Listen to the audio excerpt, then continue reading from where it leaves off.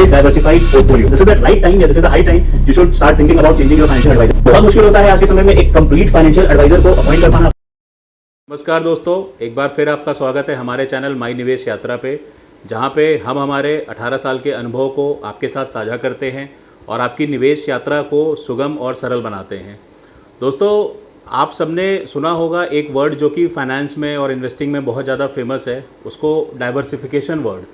Diversification क्या होता है, बहुत से लोग इस चीज़ को समझ नहीं पाते हैं और कुछ लोग जो इसका मतलब जानते हैं उसको अपने निवेश में वो यूज़ नहीं कर पाते, क्योंकि उनको ये पता नहीं होता है कि इस वर्ड को या इस चीज़ को अपने निवेश में किस प्रकार से हम यूज़ कर सकते हैं। तो आज हम आपको अगले कुछ मिनटों में इसके बारे में बताने की कोशिश करेंगे कि डाइवर्सिफिकेशन क्या होता है और क्यों ये ज़रूरी है और कैसे इसे हमें अपने निवेश के दौरान ध्यान में रखते हुए यूज़ करना चाहिए अपने पोर्टफोलियो को बनाने के लिए या अपने निवेश जर्नी को आसान करने के लिए। हम शुरुआत एक एग्जाम्पल के साथ करेंगे जिससे आपको आसानी से समझ में आ जाएगा कि डाइवर्सिफिकेशन क्या होता है। दोस्तों, आप और हम में से बहुत से ऐसे लोग होंगे जो सन 2000 के पहले जन्म लिए होंगे और उनमें से कई लोग ऐसे हैं जिन्होंने यूपीआई को अपने आंखों के सामने आते हुए देखा, इंटरनेट बैंकिंग को अपने सामने आते हुए देखा, एटीएम कार्ड को अपने आंखों के सामने आते हुए देखा, क्योंकि हमारे बचपन में ये सब चीज़ें नहीं हुआ करती थी। मतलब हमारे जनरेशन से पहले, इसका मतलब जो लोग सन 2000 से पहले के हैं उन्होंने ये चीज़ देखा होगा कि एक समय में किसी भी प्रकार का माध्यम लेन देन के लिए नहीं यूज़ होता था, सिर्फ एक ही माध्यम था, वो था कैश। तो उस ज़माने में आपको याद होगा कि हम लोग कहीं भी जाते थे, अगर हमारे मम्मी पापा या अपने दोस्तों के साथ किसी भी ट्रिप पे हम लोग जाते थे तो हम सिर्फ कैश ही कैरी करते थे, क्योंकि हमारे पास टेलीफोन भी नहीं हुआ करता था, इंटरनेट नाम की तो चीज़ थी भी नहीं, हमारे पास एटीएम कार्ड भी नहीं होते थे कि कहीं हमको किसी को भुगतान करना है तो हम करवा दें। तो हमारे पास जो कुछ भी होता था वो कैश ही होता था। तो जब हम लोग घर से निकलते थे तो शायद आप सबने इसको, आपको लोग को याद होगा या अनुभव किया होगा, तो हमारे घर के जो बड़े बुजुर्ग थे वो ये कहा करते थे कि घर के जितने मेंबर हैं, जितने भी बड़े मेंबर हैं, जितने भी रिस्पॉन्सिबल मेंबर हैं, वो सब लोग अपने अपने जेब में थोड़ा थोड़ा पैसा रख लें। जैसे अगर मान लीजिए हमारे ट्रिप का बजट 50,000 रुपये का है तो 10,000 रुपये मम्मी रख लेती थी, 10,000 रुपये पापा रख लेते थे। अगर दादाजी या दादी या बुआ या चाचा कोई साथ में है तो कुछ पैसे वो लोग भी अपने पास रखते थे। उसके पीछे दोस्तों कारण क्या होता था, अगर आप उसको समझने की कोशिश करें आज, तो कारण ये होता था कि हमें ये नहीं पता होता था कि हम में से कौन बिछड़ जाएगा, क्योंकि उस वक्त फ़ोन नहीं हुआ करते थे। उस वक्त हो सकता था कि आप किसी ट्रिप पे जा रहे हैं, वहाँ बहुत ज़्यादा भीड़ है और पिताजी कहीं बाहर किसी काम से चले गए और वहाँ पे आने में उनको समय लग गया, लेकिन मुझे कुछ चीज़ की ख़रीदारी करनी है तो मेरे पास, मैं उनका इंतज़ार नहीं करूँगा पैसे के लिए, मेरे पास जो पैसा होगा उससे मैं वो चीज़ खरीद लूँगा। और एक ये भी डर होता था जब घर से चलते थे कि रास्ते में पॉकेट मार मिल जाएंगे। आजकल खैर पॉकेट मार भी एडवांस हो गए हैं, वो लोग भी आजकल डिजिटल पॉकेट मारी कर रहे हैं, लेकिन उन ज़माने में वो पॉकेट मार ट्रेन में, बसों में, टूरिस्ट स्पॉट पे या मंदिरों में या अन्य मस्जिदों, गुरुद्वारे, हर जगह वो लगभग पाए जाते थे, जो कि जिनसे डर रहता था कि आपका वो पैसा चोरी कर लेंगे। तो हम लोग उस पैसे को अपने पास रखते थे और हमें वो प्रोटेक्ट करता था कि अगर किसी एक का पैसा चोरी भी हो गया तो 3 लोगों के पास, 4 लोगों के पास इतना पैसा है कि हमारा ट्रिप ख़राब नहीं होगा, हमारे ट्रिप के बीच में हम पैसों के लिए परेशान नहीं होंगे। इमेजिन करिए दोस्त, अगर किसी के पास 50,000 रुपये अपने जेब में वो रखा होता और उसका ही वो 50,000 रुपये चोरी हो जाता है या उसका 50,000 रुपये गिर जाता या संभवतः वो कहीं ऐसी जगह चला जाता जहाँ से उसको लौट के आने में 2-4 घंटे एक्स्ट्रा टाइम लग जाता, तो बाकी लोग कितना परेशान होते एक अनजान जगह पे जहाँ पे आपका सब कुछ पैसे पे ही डिपेंडेंसी होती है। आजकल तो आप फ़ोन करते हैं, बोलते हैं कि गूगल पे कर दीजिए, यूपीआई कर दीजिए, तो लोग आराम से, आपके घर वाले, फैमिली वाले, फ्रेंड्स, ये लोग कर देते हैं, तो आप ऐसी सिचुएशन में फंसते नहीं हैं। तो मेरा ये बताने का कारण ये था कि वो जो घर से बड़े बुजुर्ग चलते थे वो अपने पैसे को डाइवर्सिफाई करके चलते थे कि अगर एक जगह हमारा नुकसान हो भी जाए या एक जगह का पैसा हम यूज़ नहीं भी कर पा रहे हैं तो कम से कम बाकी जो जगह पैसा हमारा रखा हुआ है, बाकी जो जगह पैसा हम लेकर के चल रहे हैं, उसको हम समय आने पे उपयोग कर सकें। होपफुली आप डाइवर्सिफिकेशन का मतलब समझ गए होंगे कि डाइवर्सिफिकेशन क्या होता है। मैं इसको रिलेट करना चाह रहा हूँ धीरे धीरे निवेश के साथ कि जब आप इन्वेस्टमेंट करते हैं तो कैसे उसमें डाइवर्सिफिकेशन यूज़ होता है। तो जब आपके पास बहुत सारी चीज़ों में आपका इन्वेस्टमेंट होगा तो उसमें से कोई ना कोई एसेट क्लास एक ऐसा ज़रूर होगा जो आपको अच्छा रिटर्न दे रहा होगा या आपके कैपिटल को प्रोटेक्ट कर रहा होगा। अब आते हैं दोस्तों, ये लंबा चौड़ा एग्जांपल मैंने इसलिए दिया क्योंकि बहुत से लोग इसी चीज़ को लेकर कंफ्यूज रहते हैं कि डाइवर्सिफिकेशन होता क्या है क्योंकि वो तो मेरे बहुत से ऐसे मित्र हैं, मेरे बहुत से ऐसे रिटेल निवेशक हैं जो आते हैं और ये पूछते हैं कि भैया डाइवर्सिफिकेशन हम सब जगह सुनते तो हैं, टीवी चैनल में भी सुनते हैं कि अपने फंड्स को डाइवर्सिफाई करिए, अपने इन्वेस्टमेंट को लेकिन ये होता क्या है, हमको यही नहीं पता कि ये होता क्या है, तो हम करेंगे कैसे। तो इसलिए मैंने इतना लंबा चौड़ा आपको एग्जाम्पल दिया, शायद काफ़ी लंबा हो गया बिकॉज ये हमारा लक्ष्य है कि हर व्यक्ति इस चीज़ को समझ पाए कि एग्जैक्टली डाइवर्सिफिकेशन होता क्या है सरल भाषा में। इन्वेस्टमेंट में क्या होता है मित्रों कि बहुत सारे ऐसे फाइनेंशियल एडवाइज़र होते हैं या हम खुद जब इन्वेस्टमेंट करते हैं तो हमारा किसी एक पर्टिकुलर एसेट क्लास के लिए हमारा झुकाव ज़्यादा होता है। ये एक कॉमन सी ह्यूमन टेंडेंसी है, ये सब जगह होता है। मतलब अगर हम फूड भी जाते हैं तो हो सकता है किसी को पनीर के आइटम बहुत पसंद है, हो सकता है किसी को मीठा बहुत पसंद है तो वो डेजर्ट में जाता है। तो वैसे ही इन्वेस्टमेंट कई प्रकार के होते हैं, रियल एस्टेट इन्वेस्टमेंट भी होता है, गोल्ड भी होता है, कुछ लोग एफडीज़ में करते हैं, कुछ लोग अपने बिजनेस में इन्वेस्ट करते हैं, कुछ लोग इक्विटी मार्केट में करते हैं म्यूचुअल फंड के थ्रू या डायरेक्ट इन्वेस्टमेंट। आजकल बिटकॉइन क्रिप्टो करेंसी आ गया है, कुछ लोग उसमें भी इन्वेस्ट करते हैं, कुछ लोग बॉन्ड पेपर्स भी लेते हैं, कुछ लोग गैम्बलिंग भी करते हैं। मतलब वो भी इस उम्मीद के साथ करते हैं कि हमको फ़ायदा ही होगा, जिसको हम बोलचाल की भाषा में जुआ खेलना बोलते हैं, कि वहाँ भी वो एक तरीके से ये सोच के ही पैसा लगाते हैं कि हमको इससे फ़ायदा ही होगा। तो फ्रेंड्स 7-8 तरीके के इन्वेस्टमेंट बास्केट होते हैं कि जहाँ एसेट क्लास जिसमें हम इन्वेस्ट करते हैं। अब किसी का इसमें झुकाव रियल एस्टेट की तरफ बहुत ज़्यादा होता है। हम ऐसे बहुत से लोगों से मिलते हैं जो ये कहते हैं कि हमें ज़मीन में ही हमने पैसा बनाया है, हमने रियल एस्टेट में ही इन्वेस्ट करके बनाया है, हमको उसके अलावा कोई चीज़ समझ में नहीं आती। कुछ लोग होते हैं जो सिर्फ गोल्ड ही खरीदते हैं कि गोल्ड में ही मैंने पैसा बनाया है, गोल्ड ही हमेशा परफॉर्म करता है, गोल्ड ही सुख दुख का साथी है, तो हम गोल्ड ही खरीदेंगे। कुछ लोग एफडीज़ में होते हैं, कुछ लोग स्टॉक मार्केट में होते हैं जो 100% यही सोचते हैं कि हम स्टॉक मार्केट इक्विटी में ही पैसा लगाएं क्योंकि इक्विटी से ही हमको बेहतर रिटर्न मिलेगा। तो फ्रेंड्स ये सारे इन्वेस्टमेंट के तरीके जो हैं, ये सारे इन्वेस्टमेंट के जो इंस्ट्रूमेंट हैं, इनमें से कोई भी गलत नहीं है। आपको कोई भी एक चीज़ पसंद आ सकती है, लेकिन अब बात आती है रिस्क की कि हर कोई जब इन्वेस्ट करता है तो उसका झुकाव जिस एसेट क्लास की तरफ होता है। अगर मुझे लगता है कि इक्विटी मार्केट बहुत अच्छा है तो मैं सबको ये बताऊंगा कि रियल एस्टेट में इन्वेस्ट करने के ये नुकसान है, इक्विटी का ये फ़ायदा है। किसी को रियल एस्टेट में इंटरेस्ट है तो वो आपको ये बताएगा कि रियल एस्टेट में ये फ़ायदे हैं, यानी कि रियल एस्टेट में आपका हमेशा पैसा बढ़ता है, आपको रेंटल इनकम मिलता है। इक्विटी में कई लोग बैंकरप्ट हो गए, कई लोग डूब गए, कई लोग आत्महत्या कर लिए, मतलब तरीके की नकारात्मक चीज़ें बताई जाती हैं। जो गोल्ड में इन्वेस्ट करेगा वो हो सकता है इक्विटी के बारे में गलत बताएगा। कुछ लोग इंश्योरेंस पॉलिसीज़ में इन्वेस्ट करते हैं एलआईसी की, उनको वो बताते हैं कि एलआईसी में जो इंश्योरेंस पॉलिसी है वो सबसे सिक्योर है, उसके अलावा सब कुछ रिस्की है, आप कुछ भी लेंगे तो आपका डूबने का चांसेस है। तो इसमें सबके अलग अलग मत होते हैं। उसका कारण ये होता है कि हमारा झुकाव किसी एक या दो एसेट क्लास के प्रति ही होता है। यही दोस्तों चीज़ें गलत होती हैं। अगर आप एक ब्रॉडर व्यू दें, जूम आउट करने का मतलब कि अगर आप थोड़ा सा पीछे जा करके सबको एक चश्मे से देखने की कोशिश करें, एक नज़रिए से अगर देखें, तो ऐसा कोई भी इन्वेस्टमेंट नहीं है जो कि आज के समय में रिस्की नहीं है। मैं आपको बताता हूँ कैसे। अगर आप रियल एस्टेट में कर रहे हैं, आपको पता होगा कि बहुत सी जगहों पे, मतलब खासकर कि टियर 2 टियर 3 सिटीज़ में, इवन गांव तक भी काफ़ी हद तक लोग एक एक ज़मीनें 2-2 बार 3-3 बार बेच देते हैं। वो कैसे करते हैं ये हम आप शायद नहीं समझ सकते, लेकिन ये चीज़ें होती हैं कि फिर बाद में वो जिसने ज़मीन ख़रीदा था उसको पता चला कि मेरे अलावा किसी और ने भी ज़मीन खरीदी हुई है, उसको लेकर के कोर्ट में स्टे ऑर्डर, वहाँ पे ना आपको वो पैसा वापस मिलेगा ना आप उस पर कुछ बना पाएंगे, तो आपका एक तरीके से फंसा रहेगा वो। कई जगह ऐसी ज़मीनें होती हैं जो विवादित पहले से होती हैं, वो बेच दी जाती हैं। कई जगह ऐसा होता है कि ये नहीं पता होता है कि ये अतिक्रमण की ज़मीन है और बेचने वाले ने उसमें बहुत सारी चीज़ें बता करके आपको बेच दिया कि यहाँ पे ये रोड आ जाएगा, यहाँ से ये हाईवे निकल जाएगा, यहाँ पे ये यूनिवर्सिटी आ रही है, कॉलेज आ रही है। मतलब it's all about selling the dreams. मतलब हर इन्वेस्टमेंट में आपको ड्रीम्स बेचे जाते हैं। कोई काफ़ी हद तक इसके लिए जो हमारे फाइनेंशियल एडवाइज़र हैं, जो हमारे लोग हैं, वही इसके लिए ज़िम्मेदार हैं, क्योंकि शायद उनको भी इस चीज़ का आइडिया नहीं होता है कि किस प्रकार से आपको नुकसान पहुँचा सकता है। तो रियल एस्टेट भी आप ये नहीं बोल सकते कि 100% सिक्योर है, उसमें भी बहुत सारे फ्रॉड्स होते हैं। Again in terms of returns, ऐसे बहुत से एग्जांपल्स मैंने खुद देखे हुए हैं जहां लोग बताते हैं कि हमने 10 साल पहले ज़मीन ली 15 लाख रुपए की और आज 10 साल बाद 16 लाख रुपए 17 लाख रुपए कीमत है। तो आप जब रिटर्न कैलकुलेट करेंगे तो शायद वो एफडी को भी बीट नहीं कर पाएगा। तो इस प्रकार से गोल्ड में आते हैं। तो गोल्ड में सबसे बड़ा चीज़ है कि आप गोल्ड खरीद के रखेंगे कहाँ। मान लीजिए आपने बहुत सारा गोल्ड खरीदा, आपने पिछले 10 साल से लगातार आप गोल्ड खरीद के रखते जा रहे हैं और आपके घर में अचानक भगवान न करे किसी दिन आपके घर में डाका पड़ा और आपका गोल्ड सारा चोरी हो गया। चोरी हमेशा होती हैं, मतलब अभी भी आप डेली न्यूज़ अपने न्यूज़पेपर घर में आपके जो भी आता हो उसमें आप देखेंगे कि आपके शहर में कई जगहों पे 4-6 जगहों पे तो डेली ताला तोड़ करके या कुछ करके चोरी हुई।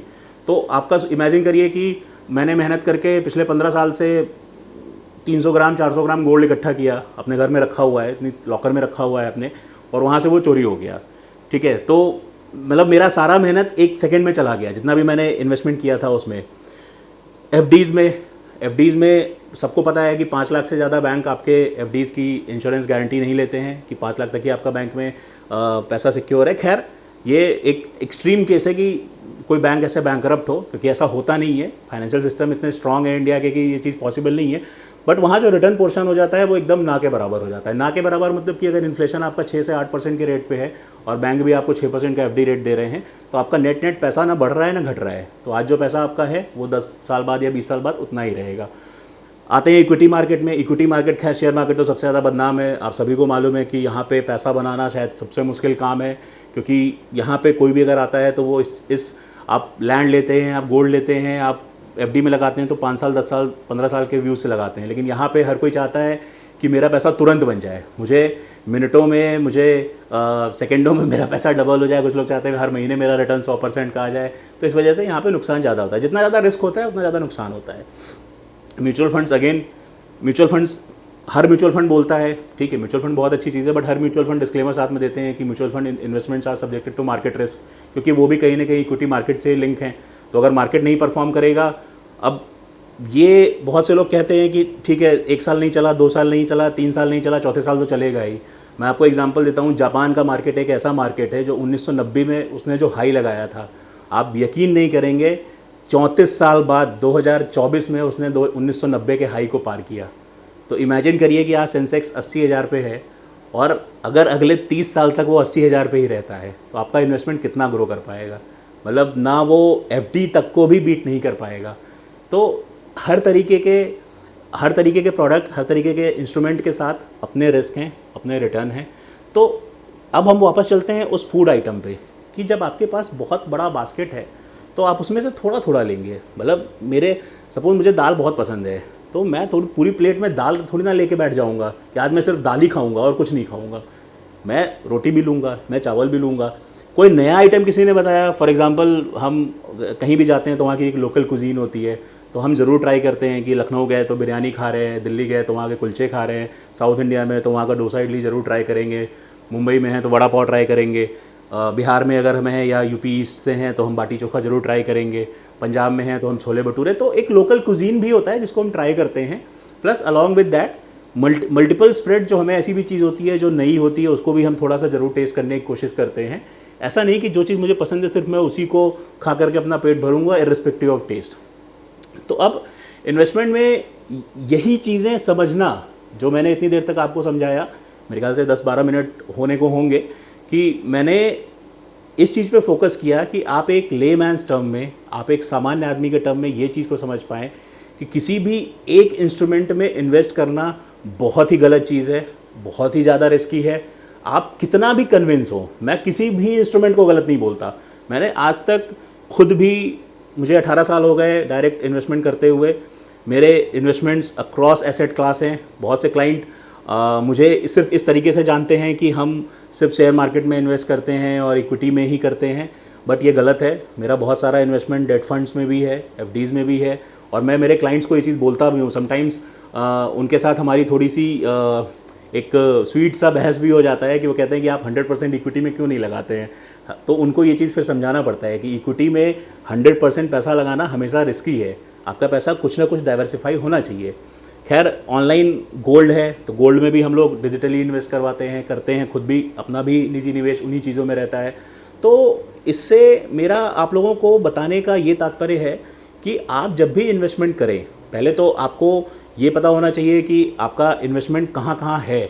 क्योंकि जनरली क्या होता है कि हम सबका एक फाइनेंशियल एडवाइज़र होता है, और उसकी भी गलती मैं नहीं कहूँगा क्योंकि उसका भी काम है, बिकॉज़ कोई भी अगर है तो वो किसी एक फील्ड का एक्सपर्ट है।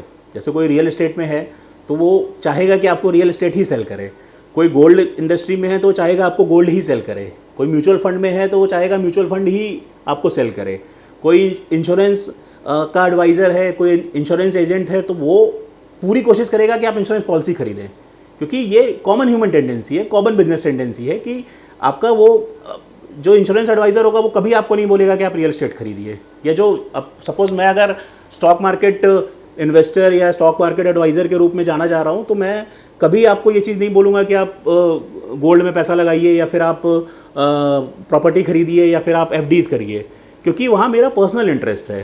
तो बहुत मुश्किल होता है आज के समय में एक कंप्लीट फाइनेंशियल एडवाइज़र को अपॉइंट कर पाना अपने लिए, ये चीज़ समझ पाना।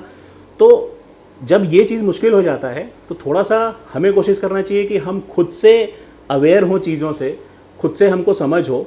तो इसको हम कैसे इम्प्लीमेंट कर सकते हैं कि अगर आपके पास फॉर एग्ज़ाम्पल अगेन 100 रुपये अगर आपके पास निवेश करने के लिए हैं और आप बहुत ज़्यादा प्रॉपर्टी की तरफ इंक्लाइंड हैं या फिर गोल्ड की तरफ इंक्लाइंड हैं, तो ठीक है, आप वहाँ पे 40 to 50% यानी कि जो भी आपका नेट एसेट है उसका आप 40 to 50% वहाँ पे आप इन्वेस्ट कर दीजिए।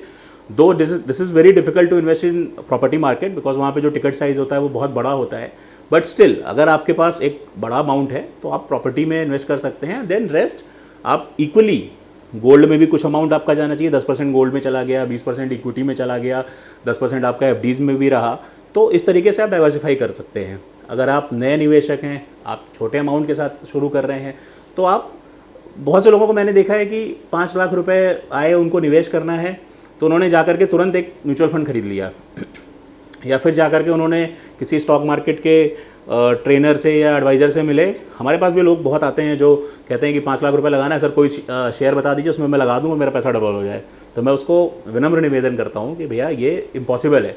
आप 5 लाख रुपए लगाएंगे, ठीक है, वो शेयर बहुत अच्छा होगा, कंपनी बहुत अच्छा होगा, लेकिन वो आपका 5 लाख रुपए डूबने की भी तो चांसेस हैं। तो क्या आप उसके लिए प्रिपेयर हैं? तब वो समझ में आता है कि नहीं भैया हम प्रिपेयर नहीं है। तब उनको फिर आता है कि नहीं यार 1 लाख रुपए आप गोल्ड में खरीद लीजिए, 1 लाख रुपए आप एफडी कर लीजिए, 1 लाख रुपए आप इक्विटी में लगा लीजिए, 1 लाख रुपए का आप कोई बॉन्ड ले लीजिए, 1 लाख रुपए आप कैश में रखिए कि कोई ऐसी अपॉर्चुनिटी आती है जब, क्योंकि सब मार्केट आप देखेंगे हर मार्केट में रेट कम ज़्यादा होते हैं। कोई भी एसेट क्लास ऐसा नहीं है जो फिक्स हो एफडी को छोड़ करके। आप गोल्ड में लेंगे तो गोल्ड के भी रेट कम ज़्यादा होते हैं, आप इक्विटी मार्केट ले लेंगे वहाँ भी रेट कम ज़्यादा होते हैं, म्यूचुअल फंड की एनएवीज़ होती हैं वो भी कम ज़्यादा होती हैं, रियल एस्टेट मार्केट भी कम ज़्यादा होता है। ऐसा नहीं है कि वो पैरेलल लाइन में और एकदम स्ट्रेट लाइन में ऊपर जाता है, ऐसा नहीं होता है। तो आपका अगेन आप 5 लाख रुपए या 5 लाख रुपए ठीक है, एक ठीक ठाक अमाउंट हो गया। अगर 50,000 रुपये भी है तो आप डिसाइड करिए कि आपको कहाँ कहाँ इन्वेस्ट करना है। फिर आप उस क्षेत्र का जो भी एक्सपर्ट है, अगर कोई ऐसा फाइनेंशियल एडवाइज़र आपके पास है जो इन सब चीज़ों के लिए आपको गाइड कर सकता है तो आप उसकी मदद लीजिए। आप वेल डाइवर्सिफाइड पोर्टफोलियो, मतलब this should be the strategy. मतलब हमारे आज के जो वीडियो का उद्देश्य है ये होना चाहिए कि everyone should have well diversified portfolio. Diversified portfolio होना सबके लिए ज़रूरी है। वेल डाइवर्सिफाइड आ जाता है जब आप किसी एक्सपर्ट की मदद लेते हैं, जब आप किसी एक अच्छे फाइनेंशियल एडवाइज़र की, ये ज़रूर ध्यान दें कि वो सिर्फ सेल्समैन ना हो, वो सिर्फ सेल्समैन की तरह काम ना कर रहा हो कि आप मेरे पास आए मैं बोलूँ अरे डीमैट अकाउंट खुलवा लो, ये शेयर खरीद लो, ये कॉल खरीद लो, ये पुट खरीद लो, पैसा बन जाएगा। ऐसा नहीं होना चाहिए। आपको एक ऐसा एडवाइज़र जो रिलायबल हो और जो आपको एक सही राय दे सके कि इन चीज़ों में आप इस रेशियो में इन्वेस्ट करें। जैसे छोटा सा मैं आपको एग्जांपल देता हूँ। हमारे पास आते हैं लोग जो ये पूछते हैं कि मेरा 100 रुपया है और मेरी एज 30 साल की है, तो मैं कितना इन्वेस्ट करूं इक्विटी में और कितना मेरा एफडी और डेट में होना चाहिए। वहीं कोई 60 साल के अंकल आते हैं, वो पूछते हैं कि मेरा कितना होना चाहिए। तो दोनों के लिए हम अलग अलग बताते हैं। हम 100 minus your age that should be the equity formula. ये एक फार्मूला है, खैर इस पर कभी बाद में डिस्कस करेंगे बाद में। अगर आप लोग को इसके बारे में चाहिए होगा तो आप लोग कमेंट सेक्शन में या अलग से मैसेज या ईमेल के जरिए हमको पूछ सकते हैं कि ये चीज़ कैसे काम करती है, तो वो हम आपको बता देंगे कि आप कैसे अपने पोर्टफोलियो को खुद से डिज़ाइन करना चाहें तो कर सकते हैं। तो वो पूछते हैं कि 60 साल के अंकल कभी पूछते हैं कि जो 30 साल वाले की प्लानिंग है वो मेरे सेम, दोनों के लिए सेम क्यों नहीं है। उसके में भी सेम इक्विटी है, गोल्ड है और एफडीज़ हैं, मेरे में भी गोल्ड है, इक्विटी है, एफडीज़ है, लेकिन दोनों में रेशियो अलग अलग क्यों है। तो आपके एज फैक्टर पे, आपके रिस्क फैक्टर पे, आपके गोल्स पे, क्योंकि 30 साल के जो यंग है उसका जो फ्यूचर गोल है और जो 60 साल के अंकल हैं उनका जो फ्यूचर गोल है, दोनों सेम नहीं हो सकते हैं। This is impossible. तो अगर कोई आपका गोल सेम नहीं है, अगर किसी को जयपुर जाना है और किसी को चेन्नई जाना है, दोनों अगर सेम फ्लाइट में बैठ जाएंगे तो दोनों में से एक ज़रूर गलत होगा। हो सकता है दोनों जयपुर पहुंच जाएं तो जिसको चेन्नई जाना होगा वो गलत पहुंच जाएगा, और जिसको दोनों जयपुर पहुंच जाएंगे तो जिसको चेन्नई जाना हो वो गलत होगा, और दोनों अगर चेन्नई पहुंच जाएंगे तो जिसको जयपुर जाना होगा वो गलत होगा। तो आप ये चीज़ ध्यान दीजिए कि अगर आपकी उम्र 30 साल है और आपने किसी 45 साल के इन्वेस्टर को या किसी बिजनेसमैन को या किसी जॉब वाले पर्सन को आपने देखा कि वो उसने फॉर एग्जांपल टाइटन के उसने 10 लाख रुपए के शेयर खरीद लिए, तो आप भी कूद के पहुंच गए और आपने खरीद लिया, तो ये गलत चीज़ है। हो सकता है उसकी रिस्क टेकिंग कैपेसिटी, उसका बैकअप, उसका प्लान अलग हो, आपका अलग होगा। तो इसीलिए मैंने वो टर्म यूज़ किया, वेल डाइवर्सिफाइड पोर्टफोलियो, क्योंकि जब आपका एक अच्छा फाइनेंशियल एडवाइज़र होगा तो आपकी ज़रूरतों को समझेगा, आपकी गोल प्लानिंग करेगा। गोल प्लानिंग भी एक बहुत बड़ा टॉपिक है जिस पे कभी हम फ्यूचर में बात करेंगे, क्योंकि गोल प्लानिंग, बिना गोल के आप कभी प्लान नहीं कर सकते। और मान लीजिए आपसे आपके फादर ने कहा या आपके भाई ने या आपकी सिस्टर ने कहा कि मेरी टिकट बुक कर दो, तो आप पहले उससे पूछेंगे ना कि तुमको जाना कहाँ है, कि आप सीधे उठा के कंप्यूटर खोल के टिकट बुक कर देंगे? आप कहाँ की टिकट बुक कर देंगे? तो उसके पास जब कोई गोल होगा तो उसके हिसाब से आप उसको टिकट बुक करेंगे या उसके लिए प्लान करेंगे, ट्रैवल प्लान बनाएंगे। तो वैसे ही इन्वेस्टिंग में भी गोल प्लानिंग बहुत ज़रूरी है। तो जो आपका फाइनेंशियल एडवाइज़र होगा वो आपको आपके गोल के हिसाब से, आपकी ज़रूरतों के हिसाब से आपको इंस्ट्रूमेंट में बताएगा कि आपको कितना कहाँ निवेश करना चाहिए। और अगर वो सिर्फ एक ही प्रोडक्ट आपको सेल करने की कोशिश कर रहा है, तो this is the right time या this is the high time you should start thinking about changing your financial adviser as well. Because एक अच्छा एडवाइज़र वो है जो आपके हिसाब से, आपकी ज़रूरतों के हिसाब से, जैसे डॉक्टर के पास हम जाते हैं ना, तो आपकी बीमारी और आपके रिपोर्ट के हिसाब से आपको दवा देते हैं। वो एक ही दवा नहीं आँख बंद करके सबको देते हैं कि ये पैरासीटामॉल सब लोग खा लो। जितने लोग ओपीडी में आज बैठे हो सब लोग आज पैरासीटामॉल खाएंगे, कल जितने लोग आएंगे सबको हम क्रोसिन दे देंगे। ऐसे नहीं होता है। वो हर किसी की रिपोर्ट देखते हैं, हर किसी की प्रॉब्लम, हर किसी का एज, उसके हिसाब से वो उसको दवा देते हैं। तो दोस्तों काफ़ी लंबा हो गया। होप अब इससे आप लोग एक एक चीज़ को बहुत अच्छे से समझ गए होंगे। हम जल्द ही आएंगे आपके पास नए वीडियो के साथ, नई चीज़ के साथ। तो आज के वीडियो को हम आखिरी में 1 मिनट में समराइज़ करते हैं कि निवेश करना, निवेश में बने रहना, ये एक बहुत अच्छी आदत है। इस आदत को हमेशा बनाए रखिए। लेकिन आपको अगर पैनिक से बचना है, पैनिक मतलब कि कभी कभी मार्केट में जो अनहोनी चीज़ हो जाती है, जो मैंने शुरुआत में बताया कि जब फैमिली के साथ आप ट्रिप पे निकल रहे हैं, सोचिए अगर 50,000 रुपये एक साथ चोरी हो जाए एक ही के पॉकेट से, कितना बड़ा पैनिक क्रिएट हो जाएगा। तो वैसे पैनिक से अगर आप बचना चाहते हैं अपने इन्वेस्टमेंट में, तो ज़रूरी है कि आप अपने पोर्टफोलियो को वेल डाइवर्सिफाइड रखें। वेल डाइवर्सिफाइड करने के लिए आपको बहुत ज़रूरी है कि अच्छे फाइनेंशियल एडवाइज़र की मदद लें। आप खुद से भी कर सकते हैं, खुद से अगर आप इन चीज़ों को कर पाएँ तो खुद से भी करें और निवेश में बने रहें, क्योंकि आप लंबे समय तक निवेशित रहेंगे तो ही आप वेल्थ जनरेट कर पाएंगे और इन्फ्लेशन को बीट करके एक अच्छी लाइफ को जी पाएंगे। बहुत बहुत धन्यवाद।